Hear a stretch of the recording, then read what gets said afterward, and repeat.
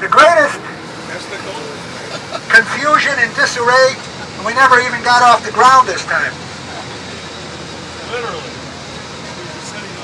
Joe, did you bring anything for the? Did you bring anything for the TV screens? You got it. Okay. Now, we also have on board, besides some other musicians, we have Paul Kay, who's a very well-known, competent blues musician. Oh, thanks. What happened there? Good. You're okay. So, Paul's on the bus, and we won't ask him to give us some blues tunes until we're through with Bob Kester's. So that will be this afternoon. It will be the ride from Kester's to the southernmost, let's say the tip of the tour, southern tip of the tour on 117th Street. And then when we get there, we'll ask Paul to play. I see we have a couple of other musicians on the bus too. Maybe they would cook something up together, but basically it's Paul who will give us some blues stuff because we're going to see where 21 blues musicians are buried, including Pinetop Smith. And of course I forgot the picture, but a 1938 or 39 Downbeat cover has a cover photo of Jack Teagarden and Muggsy Spanier at Pinetop's gravesite. He had no stone then, and he still has no stone. And so we've arranged, there's a wooden stake at the spot where he's buried. He was only 25 when he died, but I think we could say he probably, well, I think we could say he invented boogie woogie before 1925 and was accidentally killed when he was about 25 years old in Chicago. Muddy Waters is there as well. There's a third musician. I thought 2 was enough.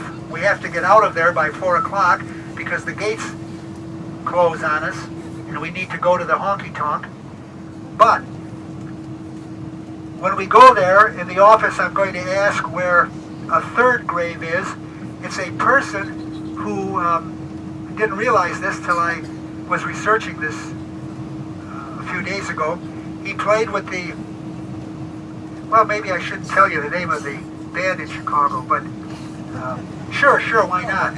He played with the Memphis, is it the Memphis Jug Band? I think Memphis Jug Band. They made a few tunes in Chicago, the rest not in Chicago. 1926, maybe 26 or 7. One of those 2 years. And he's in that band. He's in a couple of the recordings. Not all 4, but he's in 2 of them. Or on, I should say, I suppose, on the recordings. He's in the recordings, what the heck. I think we need to go and see where he's laid at rest. But the first stop is going to be in Skokie. Skokie is a suburb that was formerly called Niles Center. Niles Center. And thanks, boys. No trouble. And we are there to see the resting place of the legendary Don Murray, Bix's great friend, who was accidentally killed in 1929. I don't think he was 26 years old. I think he had about a week to go, and he didn't make it. And I think I finally have the story straight. Don was drunker than a hoot owl. That's how he slipped, banged his melon on the running board, the side of the car, was taken to the hospital and died, don't know, a few hours later, shortly thereafter. But if he wasn't plastered, this wouldn't have happened. Don drank too much. So, we know he's a legend. Played with Ted Lewis, Gene Goldkett, One time I did a lecture on Don Murray and played only his Ted Lewis recordings. He's really forgotten. People think of Benny playing with Ted Lewis and George Brunis and Muggsy Spanier, but Don Murray was their equal. In between, we'll play it by ear, because what we are going to eventually do is wind up going to Bob Kester's Jazz Record Mart. Now, this is what Kester tells me. He can't bring all of his crap up here, and he's going to sell for 2 days. He bought this massive LP collection and CD collection from one of the Rippies, not Dick Rippey, who services the festivals, but his brother, Tom Rippey, on the West Coast. He has much of this stuff in his store and would like us to stop in. Now, how can we do this? Well, we can do this because it's convenient to one of the sites we're going to see, and that is the magnificent 20-foot statue of Marilyn Monroe on Michigan Avenue. And we are there to see the butt end, because you see her underpants. It's gorgeous. People take pictures of that. I saw a couple 10 days ago, 2 weeks ago.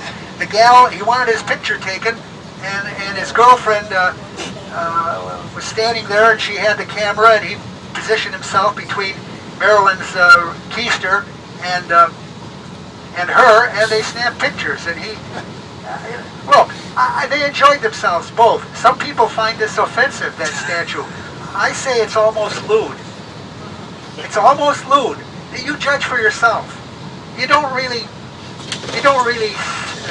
see anything that you shouldn't see on Michigan Avenue, but I had to look at her underpants to make sure they weren't real underpants. They're huge, of course, because she's got to be 20 feet tall. But the implication, you see, it's all in the implication, isn't it? So I don't know how long that statue is going to be there. I hope it's there forever.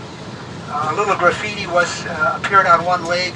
They erased it, but I just don't know. But I hope she's there for a long, long time. And we could go past. We might have time to stop in at the Kelly Stables. Yes. Which of course I just recently, I believe, determined once and for all. It's in the Lil Hardin Armstrong book. When the Creole Jazz Band broke up, 1924, 25, maybe 25, somewhere in there, they hung around for quite a while after Armstrong left. The boys went over to Kelly's Stables, and the first floor literally was a stable for horses. So it's up on the second floor, and most of the Creole Jazz Band, including Oliver, who would show up once in a while, but Freddie Keppert playing regularly, the Dodds boys, maybe Johnson, Kid Ory, or Henri Dutray. Henri Dutray, I guess, yeah. I'm sure Henri